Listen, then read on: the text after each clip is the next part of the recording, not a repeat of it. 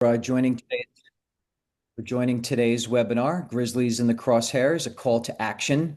And again, my name is Brett Haverstick, and I'm the Membership and Development Director for Wilderness Watch here in Missoula, Montana.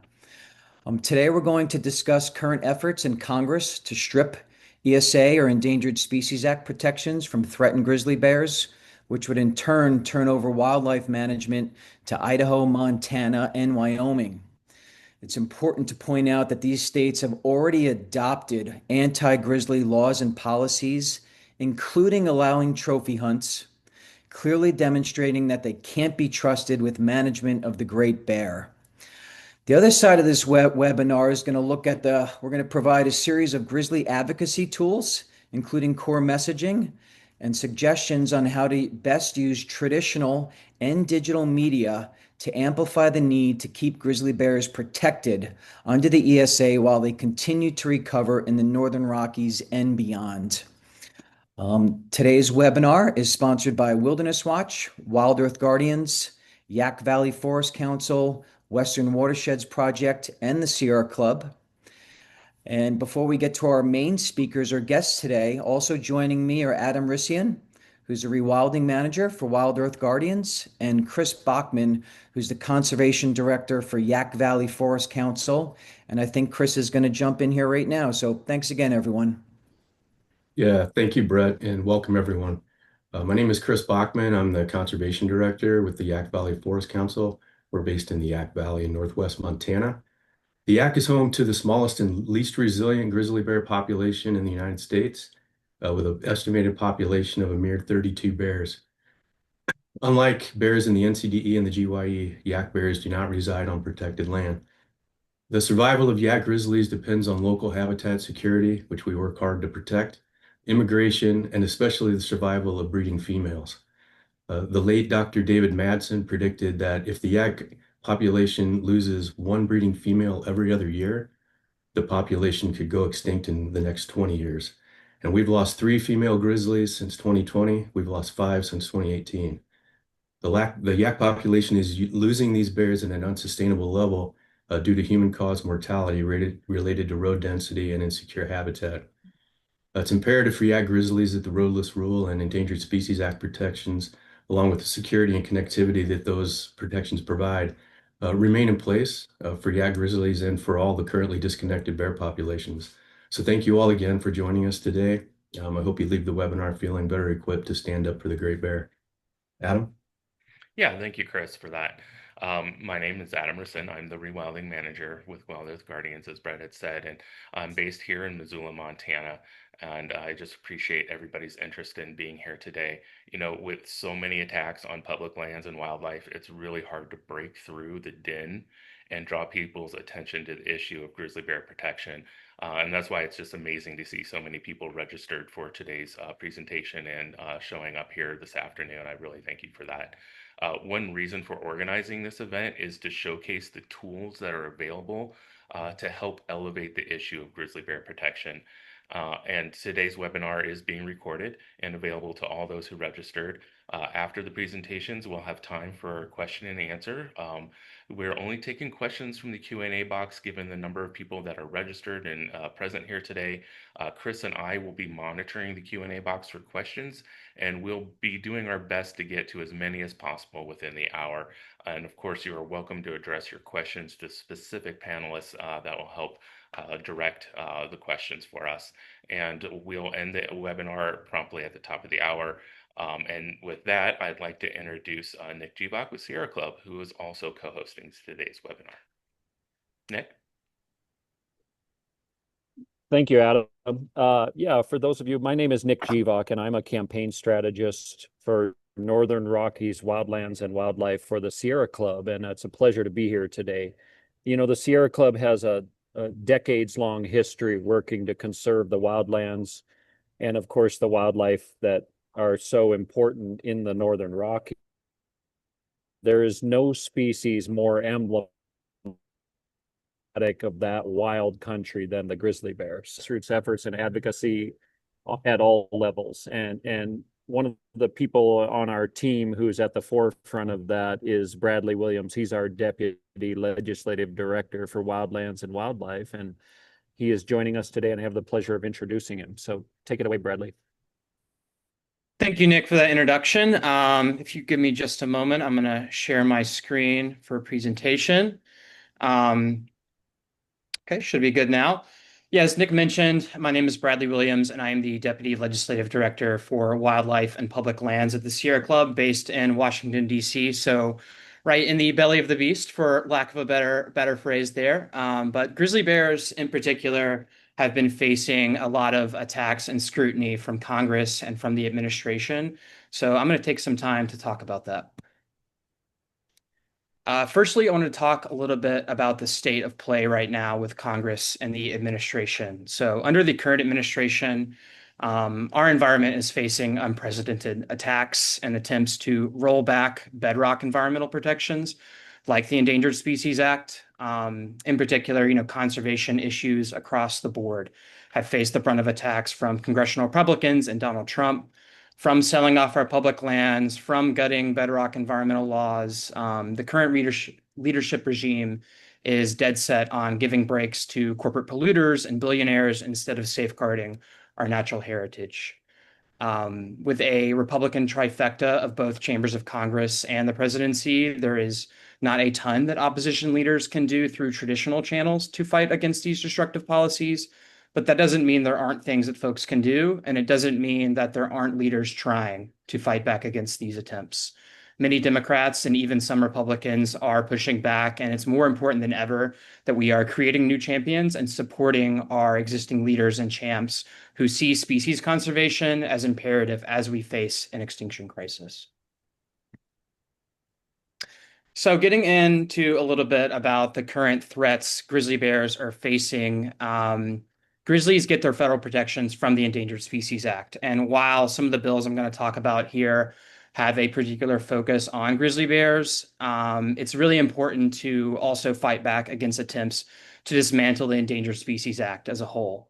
Some of the threats that bears are facing in Congress, both directly and indirectly, are listed here on the right. I've got different bill names and some of the more abstract bills like the appropriations bill, which don't have a specific name, that I'll be talking about a little bit right now. So this first bill on the left here, or on the right, is the Grizzly Bear State Management Act. And so there's a House and Senate version of this bill. And what this act would do is delist the grizzly bear under the Endangered Species Act and prevent any judicial review of that decision. So this would essentially lock in the delisting of grizzly bears regardless of the science or environmental conditions that the bears are facing. The House version of this bill, HR 281, has passed out of the House Natural Resources Committee, and there could be attempts to pass or attach this legislation onto must-pass bills like an appropriations bill, which I'll get into a little bit later. The second bill I have listed here, the ESA Amendments Act, would completely rewrite major portions of the Endangered Species Act and prioritize factors like economic analysis over that of the best available science. This bill would also prioritize state studies and listing decisions regardless of the veracity, potentially creating scenarios where states sponsor or only provide scientific studies that align with their position, which in the case of some of the states where grizzly bears reside, we know that the leadership regime in those states is not friendly towards grizzly bears. So this could create a very hostile situation if this legislation were to pass and be enacted. Additionally, I also have the Fix Our Forest Act listed here, which is a bill that is messaged at addressing wildfire on Forest Service and BLM lands. But there is a provision in this bill that would gut the Endangered Species Act Section 7 consultation on Forest Service and Bureau of Land Management lands. So what that means essentially is that if there were a Forest Service or BLM land management plan in place, which these plans can last 15 or 20 years, if there were to be any changes to the habitat or a new species designation was made. So if a wildfire went through a national forest, for example, Forest Service would not have to reinitiate consultation with the Fish and Wildlife Service or change their plan in any way to help save that species, even though there have been effects that could change how that species is managed on that land. So this would be really, really bad for species, especially like grizzly bears, which, live and reside in Forest Service lands out west. And lastly, here on the appropriations front, we are closely monitoring potential attempts to add bad grizzly legislation like the Grizzly Bear State Management Act onto an appropriations bill. The Grizzly Bear State Management Act was recently given a Congressional Budget Office score of $0, which means that the bill would not need an offset to appease the fiscally conservative wing of Congress, who in theory could potentially oppose such a appropriations rider on the reasons of fiscal responsibility if it did cost money. So this does make it easier for something like the Grizzly Bear State Management Act to get onto an appropriations bill, since it's not costing any money according to the Congressional Budget Office, which is why we need congressional champions speaking out now. As folks have probably seen in the news, Congress is facing a government shutdown, and we are in a situation where we'll probably get some sort of continuing resolution to keep the government or reopen the government at some point. So while the appropriations bill is not currently being enacted, discussions are happening in Congress. So the time to make our voices heard is right now. Switching over to the administrative side, there has been no shortage of attacks from the Trump administration on the Endangered Species Act and species conservation generally. We have seen attempts to weaken the ESA through the changing of the harm definition, which would change how species take is considered under the Endangered Species Act. So essentially what this change would do is make it where habitat destruction is seen as a non-issue when it comes to the effects on a species. So only if a species is directly killed or maimed, then would it be considered the take of a species. So this could completely open up the door for oil and gas development, logging, any sort of extractive industry to have basically a blank check to use our public lands without any worry about having legal pushback from the Endangered Species Act or other bedrock environmental laws. Additionally here, as was mentioned earlier, there was just a rescission of the roadless rule, which affects how logging roads can be built and other roads can be built in wilderness areas on Forest Service land. And so this is just another attempt from the administration to allow more access to extractive industries to these places that should be kept wild and should be kept wilderness because they're essential to habitat. They're not a place where industry should be. If humans go there, they should have to hike in and use that effort to keep the places wild so that grizzly bears and other species can thrive. And lastly, on the last 2 points here, I have on the administrative side, there is an anti-wildlife leadership regime currently at Fish and Wildlife and the Department of Interior. Some of the folks may be aware that Brian Nesvik was recently confirmed as leader of the Fish and Wildlife Service, who used to lead the Wyoming Fish and Game Department and had a very bad track record when it came to carnivore species, grizzly bears, and gray wolves in particular. So definitely not someone we want to see in that position when the bears are in a place that they are facing so many threats with habitat fragmentation and many of the other issues that we need bold leadership on, not someone who wants to see the bears delisted and the ESA rewritten. So on a little bit of a lighter note, I wanted to talk about some of our champions, some of the people who are very outspoken on grizzly bears and species conservation generally. I'm not going to go through everybody, but these folks right here have, either they lead committees that are really powerful and they're very outspoken around Endangered Species Act issues, or they've been very outspoken in committee meetings when it comes to grizzly bears specifically. And so these are the folks we can really rely on to be our champions when it comes to grizzly bear issues and species conservation issues generally. So these are folks we don't have to worry about, but we do want to thank them for what they have done. So if you see anyone on this list who is your member of Congress, or you have friends or family who live in that district, make sure that they're getting some appreciation from you and from constituents to show that they care, that you care about these issues, and they should continue to care about species conservation. Now, on the flip side, I did want to talk a little bit about some folks that we could potentially make into champions for grizzly bears and for species conservation. And some of these folks are ripe to be champions, be a really outspoken voice.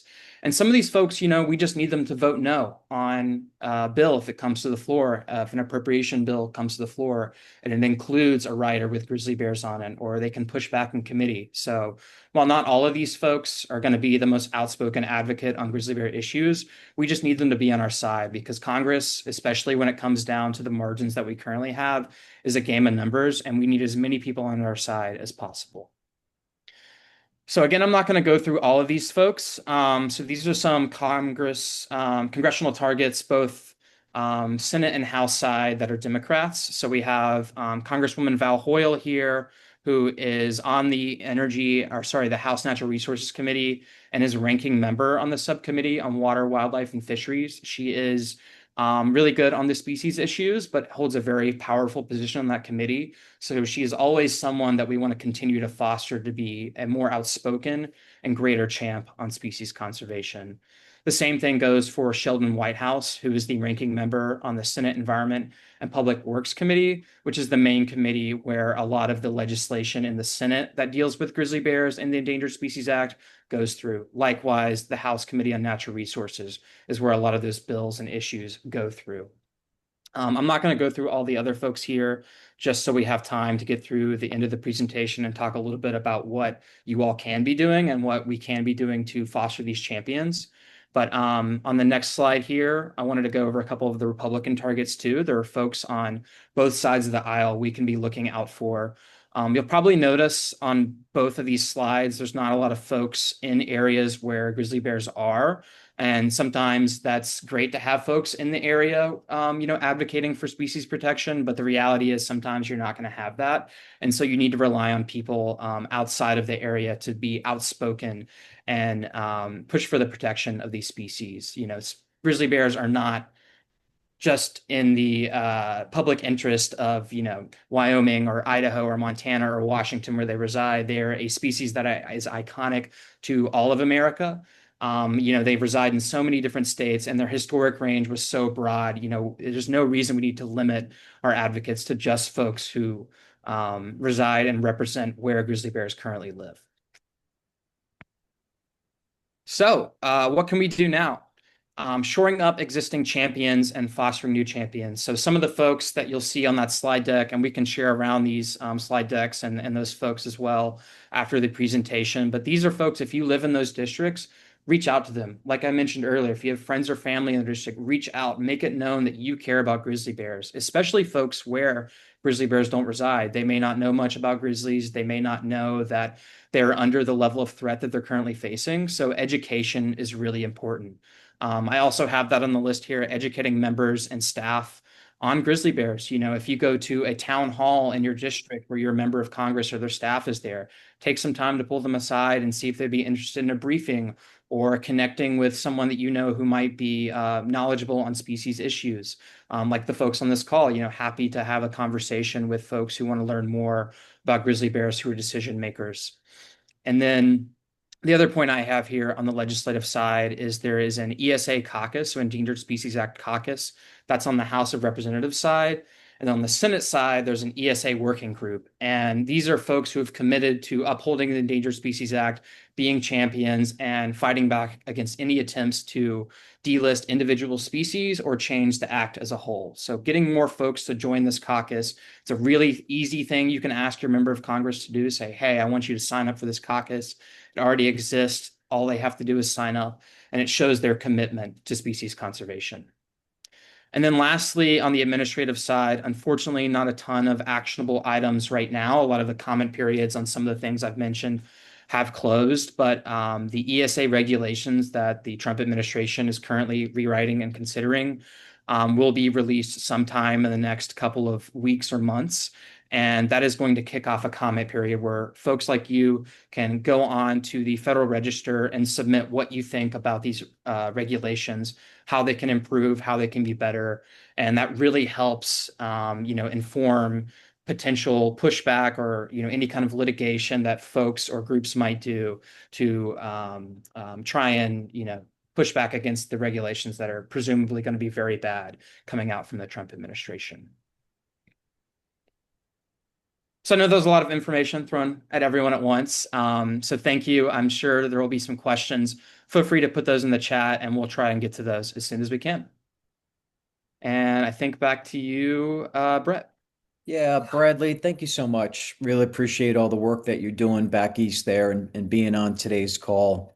I'd like to introduce our next guest, who's also a fierce grizzly bear advocate, Blake Nicolazzo, who's the founder and managing director of Bonfire Brands. Bonfire Brands specializes in brand strategy and helping businesses succeed.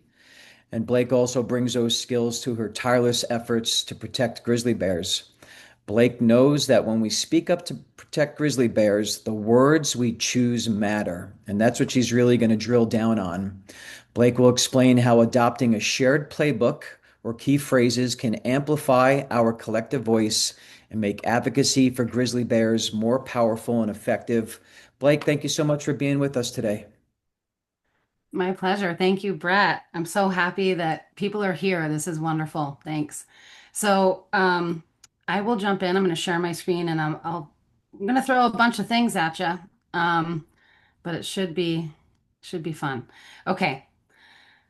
I'm counting on my team letting me know that everything's good and you can see. Cool. Okay. Let's actually get back. Oh, interesting. Okay, guys, sorry. I'm having technical moment. Just a sec.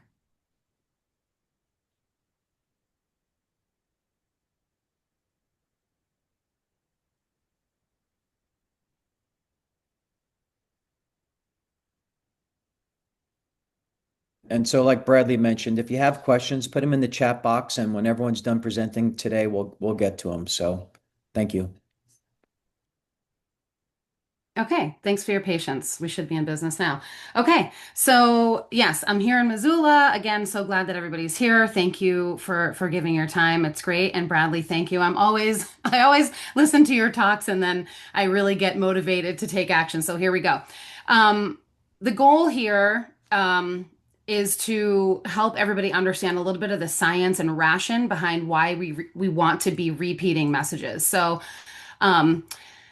and I'm going to talk about it because I think most of us love music, and so I want to think about it as a chorus. And luckily, we do have the truth on our side in our area of advocacy here, and particularly in the grizzly bear conversation. And we all know also that evidence-based truth always doesn't really sway people in power or people in general. It's kind of hard to break through all the millions of messages that we're receiving on the daily. So evidence often requires a bridge to be accepted. And the bridges that I want to get into we'll refer to as story and song. So picture these two scenarios and consider the differences. One is that you're singing alone in your car. I'm sure it's fabulous. And the second one, you're witnessing a chorus of people on stage in a concert hall. When one person sings, it can be beautiful, but when many voices join together in the same chorus, it cannot be ignored. It resonates differently. So how can we as advocates be in sync? Well, we can sing the same song. So that's achieved through utilizing key words and phrases. So your personal stories and knowledge, when delivered in your advocacy, is the bridge between evidence and belief. You can present all the evidence you want, but you can't get somebody to believe it. So your story is the bridge. That is powerful. So collective singing, if we follow the same chorus, that's the bridge between one voice and a movement. So repetition is what makes both story and song unforgettable. Psychologists call this the illusory truth effect.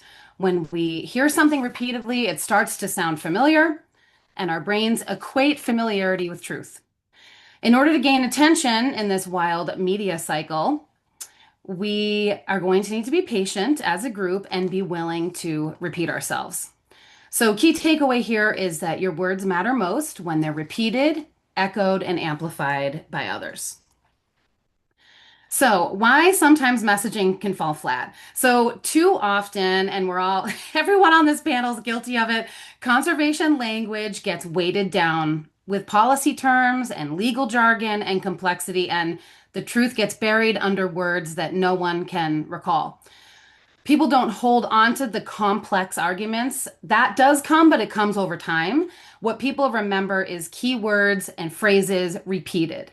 So the best example of this, back to music, the verses might not stick, but you know the chorus by heart. If you've ever been to a Major League Baseball game, every single person in the stadium, I don't care how big it is singing together the chorus of something like Sweet Caroline. Everybody knows it and everybody sings it, and it's really with you forever. So that's what we're going for. The key message, the key takeaway here is that your message is a chorus of the song. It's simple, it's memorable, and it's repeatable. Get away from jargon and get into what people are going to hold on to. Okay, so why does repetition work? This is what the science tells us, that repetition drills something into your memory. And the illusory truth effect, which was first studied and proven in 1977, shows that repeated statements are consistently judged as more truthful. So this can be used for good outcome and for bad outcome, because when somebody just tells you constantly that something is the truth because they say so, we fall for that. That's just a function of our brain. So oddly and really interestingly, the second time that we hear something, whether it's true or not, the second time we hear something is when it starts to stick. So when you think about the power of your own advocacy, remember, you could be that second time. You could be the reason that an actually truthful message sticks. So over time, things don't just stick in your memory. This also builds cultural consensus. And that's what we're going for here. We want cultural consensus. What we repeat becomes what people believe is already the norm. So in action, a really cool message rephrasing that happened in a place in Costa Rica, conservationists were scolding villagers for taking turtle eggs out of nests. And they decided to shift their messaging into most of our community now protects nests. That was their chief message. And that's when they started to see a big shift in people actually, because they felt everybody else was doing it, they're like, oh, we protect nests now. Cool. So that is a wonderful example of social proof. And when you think that other people like you are taking a similar action, you are more likely to also take that action. So the same principle here applies to our mission. If we repeat again and again some of these key conservation refrains or choruses, and these are all on the bearsbelong.com website and in the toolkit, grizzly bears are part of our unique American wildlife heritage, for instance. We have a moral duty to protect and care for grizzlies. And grizzlies belong in the wild and not in the crosshairs. And no delisting, not now. It doesn't just sound true, it actually becomes the cultural consensus. So what feels, I'm going to go back here for a second, because what feels the key takeaway, it feels old to you. And like we have been saying these sentences for so long, but it might feel old to you, but it might be brand new to someone else. And we're looking for messages to stick. Okay. So why your voice matters. Or did I get to that? Okay. So we want to turn truth into chorus. And I want to say, number one, don't ruin good with perfect. Just get your message out the door, okay? Number two, our job is not to move people who are never going to be convinced. They are steeped in mythology. They are steeped in disconnection from the natural world. They're not of interest to us, okay? What we want to do is provide tools to people who already care so that our message becomes that cultural consensus. So you might not convince a troll online, but you definitely have an opportunity to use that public forum to actually speak the truth. So for instance, there's a lot of like delist and hunt. Celebrate a conservation success. Grizzlies are recovered and ready for hunting. And our chorus is much more effective if we combat that with the same key words and phrases. So, yeah, they don't want a white paper. They're not going to read a study, but if we just pepper with the same sentiments, we're going to do well. So the toolkit that we've built is, I want you to just consider that as a little songbook. It's just something that we can all refer to, and have powerful statements that have been looked at by all these organizations. And you can put your personal stuff in, use your same idea, but it's really nice to have this one place where people can go for reference. So it's an echo. We want to create an echo. Okay. So, yep, every voice does matter. So it might be a single post, it might be a short conversation, it might be a letter to the editor, and sometimes they might feel small, but together, again, we're forming this drumbeat. So decision makers, as I've learned, pay attention to patterns. When letters to the editor appear across the country or across a region, they are paying attention to that pattern. And if it carries the same chorus, it signals consensus, it signals urgency, and it says to them, the people have decided. So your words are both an action and an invitation, and they spark others to act too. And if we can spread this like fire, we're going to be in good shape. Okay, so I hope everybody takes advantage of the Bears Belong website. Grace is here and she's going to talk next. Grace has put so much time, love, and energy into this website, and it is here for you. It is here for all of us.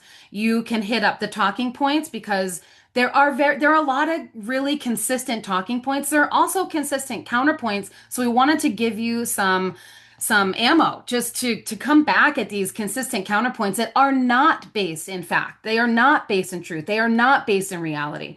And really importantly, we want to give you ways to write a letter to the editor. In that, wherever you can get placement, go for it. It's so important. And that stuff, it goes outside your regular sphere of influence. It's reaching people you've never talked to and you never will talk to. And that's what we're looking for. So please hit up bearsbelong.com. So yes, I do see our words as this medicine. I feel like our country is in the middle of facing a lot of our shadows, and the toolkit and our voices and our advocacy become the drumbeat, the story, and the chorus. We're the bridges. So together, this has the opportunity to keep Grizzlies alive and free. Whew. That gives me the chills. So when we can get this chorus rolling and rocking, we will be in the letters to the editor. We'll be in the policy halls, and we get to define the new American way of being that is in alignment with our values. So again, the repetition, Grizzlies belong in the wild, not in the crosshairs. No delisting effort should be supported at this time. And our care, what we do, decides the fate of this great bear. And this is not an abstract situation. This is happening now.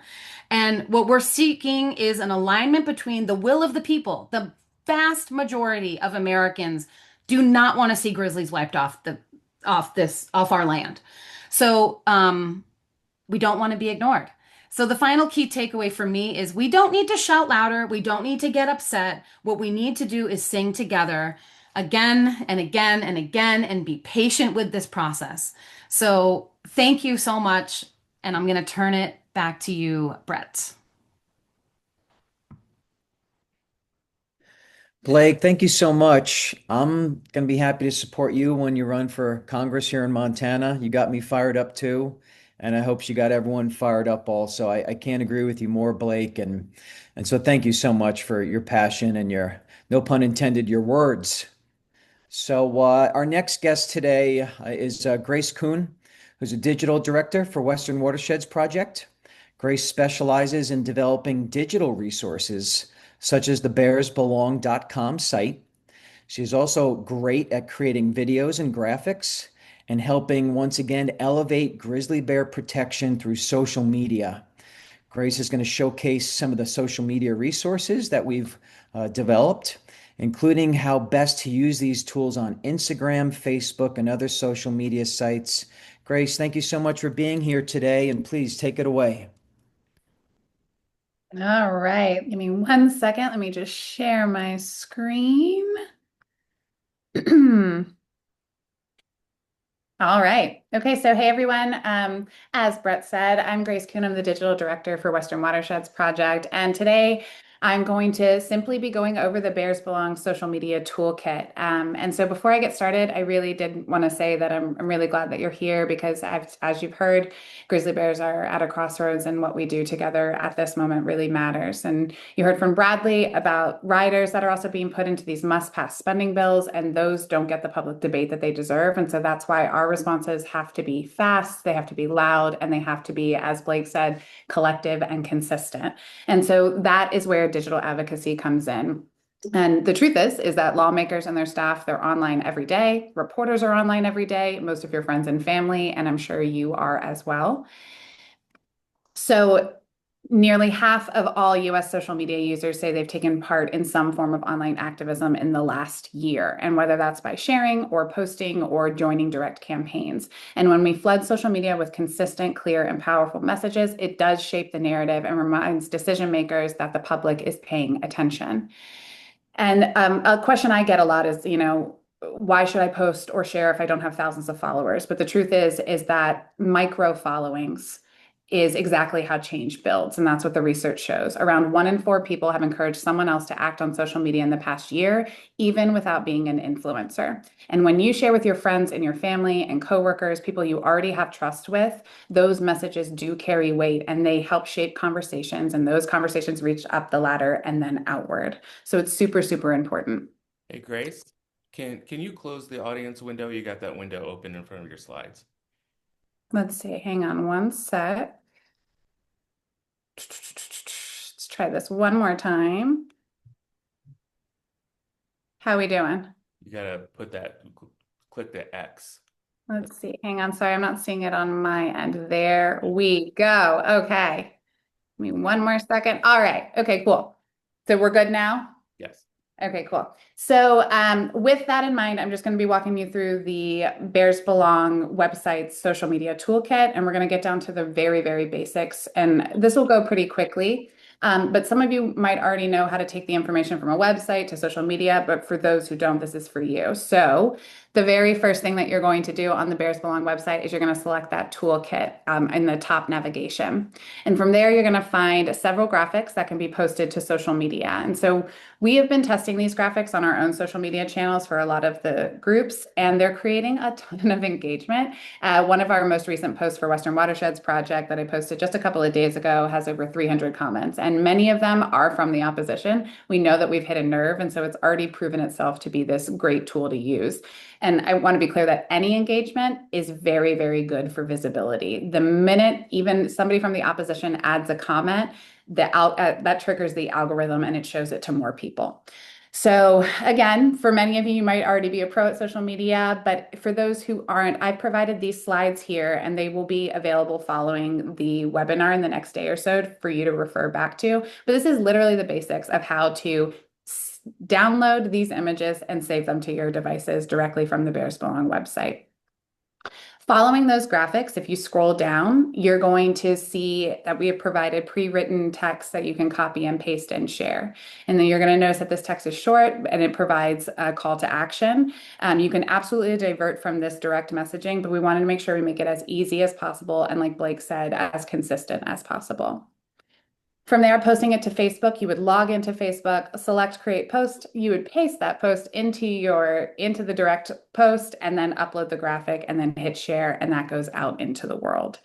But then for Instagram, I just wanted to tackle this because a great rule of thumb is to use music through Instagram whenever you're posting. It triggers an algorithm boost and it shows your content to more folks. So you can search for a favorite song of yours, you can use one that's been suggested to you, or if you want to make the most impact, use that trending music tab. It's the best way to ensure that your content reaches the most amount of people. If you don't have a private account, this means that this will trigger it out to a much broader audience. So using the trending audio is super, super important. Following that, sorry, I apologize. lost my slide. Okay, so then when you scroll down further in the toolkit, you'll find short videos that are also perfect for Instagram or Facebook, and they can be posted in a story or a reel, and these are free for you to use to download. You can do so by clicking on the video itself, and then once that pops up, it'll lead you to a Google Drive, and then you can download from there. And it's a little cumbersome to explain how to make these as successful as possible when posting, since it's all done through mobile. But I have created a very short video tutorial that you can find in the linked presentation, and that'll be sent out to everybody again after the webinar. Okay, so a quick tip on timing. Posting when your audience is most active makes a big difference. And this isn't tried and true, but it's a general rule of thumb for these platforms. On Instagram, the best times to post are usually in the midday and early evening, around 11 a.m. to 1 p.m. And then in your local time, again, between 7 and 9 p.m. On Facebook, usually people are scrolling after work. And so the best times on Facebook are between 6 and 9 p.m. And then on Blue Sky or a Twitter equivalent, the posting is best in the morning, somewhere between 9 a.m. and 1 p.m. And so if you can post during those windows, you're going to get more eyes on your messages. But the most important thing is to really just share, because every post helps build the momentum to help keep these protections in place. And like Blake said, and I just want to hit it again, that the key is consistency. You might feel like you're saying the same thing over and over and over again, and that's exactly what works. It takes repetition to break through that noise. So following the social media toolkit, you'll see that there's these 4 actions to use your voice. So the first is an action alert that's going to go directly to your member of Congress, asking them to oppose delisting efforts. All you have to do is click on that button, fill out the information, and then hit submit. After you hit submit, you'll be prompted to also make a phone call through the Capitol switchboard. I highly, highly, highly recommend that you do that. We've also provided a very short script for you to make it very easy. I don't know if you know about the Capitol switchboard, but it's a number that you call. They answer the phone. They ask you if you want to reach the House or the Senate. You tell them which, you give them your zip code or your state, and they will direct you right to the offices. And then from there, we have a script provided. So the calls are super, super effective. I highly suggest that you do that. You can also, then we have talking points and counterpoints, and Blake briefly described that, but you can utilize these for responding to comments and trolls on social media, and I really encourage you to do that. They can also be used in messages. They can be used to back up organizations that you love, and also for use in letters to the editors. So I just want to quickly go over submitting letters to the editors, because we have a page on the site that has a lot of information that I'm going to cover just very briefly. So please go back and refer to that. But letters to the editor, as Blake mentioned, are super important. Editors read them, lawmakers and staff collect them, and the community members talk about them. And a steady drumbeat of these short local letters shape public opinion, and they show people in your town that you want science-based, humane Grizzly policy. So what makes a good letter would be, first, to keep it local. Start with a connection to your town or to a nearby forest or even a recent article. Just one sentence of local context can double your chance of publication. You want to make sure that you keep it short. Most outlets want between just 150 to 250 words. And you need to be specific. You want to tell leaders exactly what you want. And that could be, opposing the delisting, rejecting trophy hunts, or investing in coexistence tools. And then finally, you want to write like you speak. Simple, direct sentences, like Blake mentioned, no jargon, no acronyms. If you reference data, you just say who it came from, like state biologists or the U.S. Fish and Wildlife Service. So again, please use those talking points and counterpoints that can be found on the toolkit page. How to actually send a letter. Almost every paper has letters pages with instructions. So generally what I do is I just Google letter to the editor plus the paper name. And then from there, you'll just check the word limit and the rules. And then you usually just paste that letter into their form that's directly on their website. Something I think is really important, it doesn't matter if you live in a state with grizzlies. Your representatives in Congress might sit on a committee making decisions about them, or your letter could reach a reader from Montana who now lives in your town, and they might share it with their friends and family back in Bozeman. Letters ripple outward in ways that we can't always predict.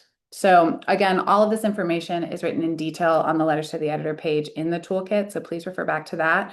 But if you wanted somebody to look at it, or you need help with submission, or you want to make sure you have the best social media post, you can find my email here. I encourage you to email me. I will get back to you within 24 hours, but I'd really like to help elevate this issue. So anything that I can do, please reach out.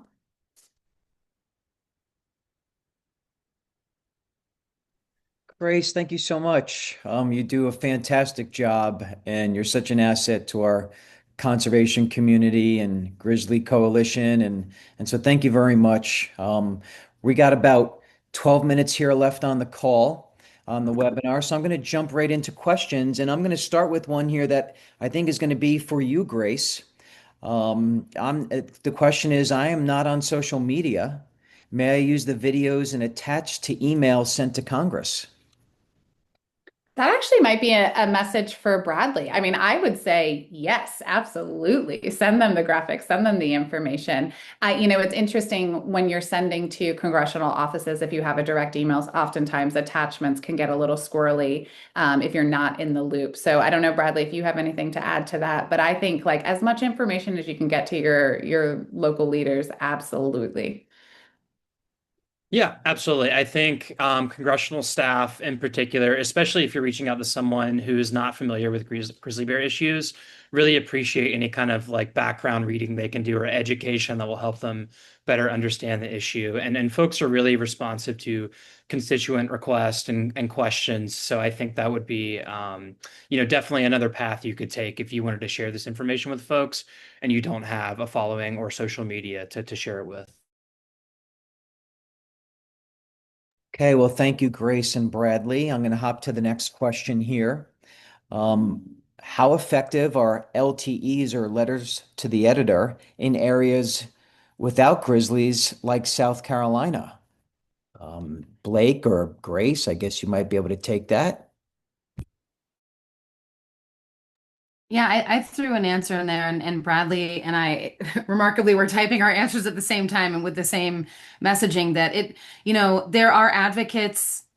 Just think about how many people have been to Montana or been to Yellowstone or Glacier and actually seen a bear, and it's a moment in their lives that was transformative. I guarantee that is the case. So I think no matter where you are, it just let's beat the drum no matter where we are. And also, as Bradley mentioned, even somebody in a faraway state might sit on a committee that has something to do with this. And so, yeah, I would say the louder the drum, the broader we can reach, the better.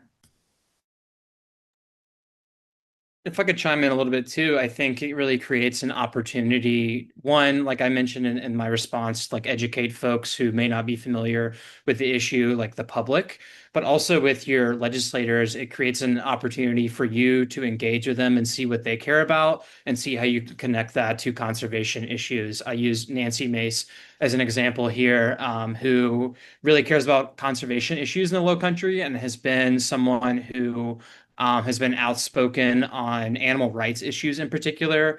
And she championed a bill last Congress, the Snowmobiles Aren't Weapons Act, that would ban the killing of gray wolves by snowmobile in the states of Idaho, Wyoming, and Montana. So that just goes to show you that even though someone may not be familiar or live in a place where grizzly bear issues are top of mind, they can still be a champion.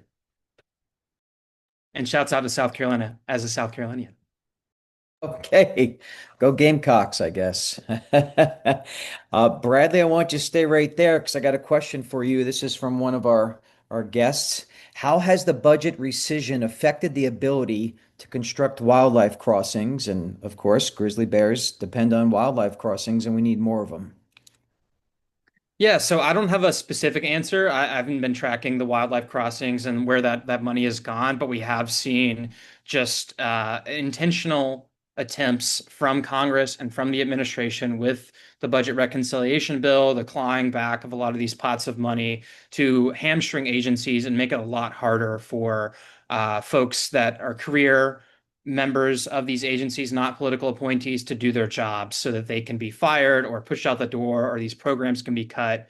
And so I think it's frustrating, but it does create an opportunity for wildlife crossings in particular to focus on state funding and state efforts to build those things and try and put more pressure on state legislators to fund these type of things when that federal funding is a big question mark.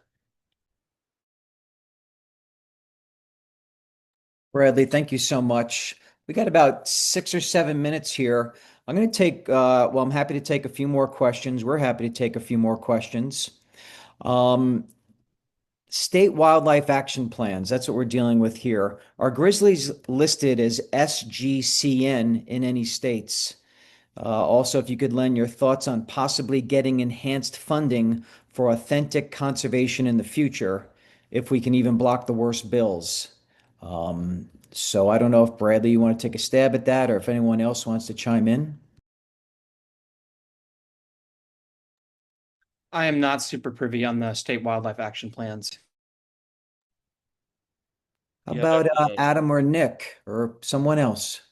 yeah, I mean, I'll just pop in. I mean, that's obviously a technical question, and I'm happy to follow up with you directly on that, Michelle. The state action plans, can be an effective tool, but it's specific to each state, of course.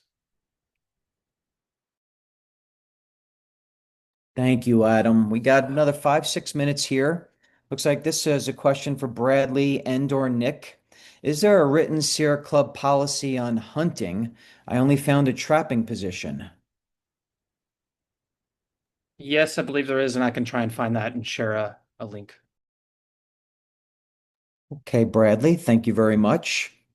Hey, let's keep these questions coming in. We've got a few more minutes here. We're going to take it to the top of the hour. I got 12:54 on my clock. Um, okay, I think I got one here. Can these tools be adapted to black bears too? So I guess just everything that we're talking about today, the Bears Belong toolbox, toolkit, Blake or Grace, if you want to try and take a stab at that. I think the answer would be yes, but I'm going to let you talk to it. I think that the toolkit really provides a wonderful template that can be reused for any issue that has your heart and soul. I mean, the black bear situation in Florida, we all know about it. And so if these tools provide you with, like a skeleton to build something of your own, I would absolutely be so thrilled about that for sure. Yeah, I think a lot of the sentiments are the same. And the Florida situation is special in that I think this is the first hunt in quite some time. And it really has a lot of public outcry, and I think is another example of officials ignoring the public will. So, yeah, I mean, Grace, anything to add? But I would be delighted if people used what we've created to snowball into other issues. Yeah, I would echo that as well. And I know that we will be soon coming out with a bear baiting action alert, and which would cover black bears as well. And I would imagine we'd have a couple of associating graphics with that. I do want to tell people as well that one of the things I didn't include in here, I mean, there's so much to include in a social media presentation, but a great place. Visuals are super important when you're posting on social media, even if you just have a great image with just a little bit of text. You don't have to have a graphic itself. You can get great black bear images. I was just actually looking at black bear photos of them yesterday at unsplash.com. It's a website where you have these access to photography, incredible photography for free, that is free to use by the public. And so you just search black bears or grizzlies or wolverines, whatever topic you want to talk about, and re-upload those back into social media for better engagement. Grace, thank you. We're going to try and take 2 more questions here. They're starting to pour in, but we're running out of time. Is anything being done in regard to monitoring to protect bears and discouraging illegal activity? Nick or Adam, this might be more in your lane, but anyone can, of course, field the question. Yeah, I'll jump in there. I would say that for decades, the U.S. Fish and Wildlife Service set a gold standard on monitoring our grizzly populations as we worked toward recovery. But that has been, as the Trump administration has hollowed out that agency, and in particular the interagency grizzly bear study team, which was a really superb panel of wildlife scientists, those efforts are dramatically reduced. And so that is yet one of the brand new threats to grizzly bears, is a severe gutting of the wildlife professionals who have helped us make the tremendous progress we have made and need to continue making. Yeah, I can chime in too. One of the biggest threats that grizzly bears face is roads. Those are put into the forest when forest projects are done to go in to remove timber. They're put into the woods and the forest when fires are being treated, and they allow human access. And the Forest Service is required by statute to provide secure grizzly habitat. That means closing and gating roads. So one of the things that citizen scientists can do, and this is one of the things that we do very actively, is we monitor those road closures. We make sure that any road that's supposed to be closed, securing grizzly bear habitat is closed and securing grizzly bear habitat. A lot of the gates and traps and obstacles that are put in the way to, so they're supposed to effectively close roads. They're pretty ineffective. We document those and we have actually used those in court cases to shut down timber projects that are impacting grizzly habitat. So as citizens, you can get out and do that sort of stuff. Hold the agencies accountable. The agencies that are supposed to be protecting the habitat and the bear need to be held accountable. Okay, Nick and Chris, thank you so much. So we're going to take one more question here, I think. Want to be fair to people's time. Got it 1 minute before the top of the hour. Are there legal actions, lawsuits, etc., that can be taken should the bills and riders be enacted? I will. Bradley, you want to take this here? Yeah, and I just submitted a short response there. So many groups like us, Sierra Club, Western Watersheds, Center for Biological Diversity, there's a lot of groups out there that actively, Earth Justice, for example, litigate against bad administrative decisions, which kind of ties into one of the answers that I gave earlier to a previous question about why it's important to submit public comments and create a good legal and public record. But when it comes to legislation, it is a lot trickier and sometimes nearly impossible to litigate against the law that Congress passes because that becomes the law, what is legal. And so that is why it's really important to stop any kind of bad legislation from being enacted before we have to worry about a litigating situation. So that's why creating these champs is paramount, and stopping this legislation before it's enacted is the most important thing we can do. Because I think, we have a lot more tools in our toolkit when it comes to administration, but policy advocacy is our main tool when it comes to pushing back against congressional attacks specifically. Bradley, thank you so much. I want to thank everyone for attending today's webinar. If we didn't get to your question, my apologies. Feel free to send me an email with your question at Brett H. That's BRETTH at wildernesswatch.org, and I'll share your question with our panelists. On that note, I want to thank Chris, Blake, Nick, Grace, Bradley, and Adam for being on today's webinar. And please, like Blake said, sing the chorus, pound the words. We need to be vocal, and let's speak up for our wild heritage. The Great Bear needs us. So thank you very much, and let's stay in touch and keep the grizzly bear protected under the Endangered Species Act. So thanks so much, everyone.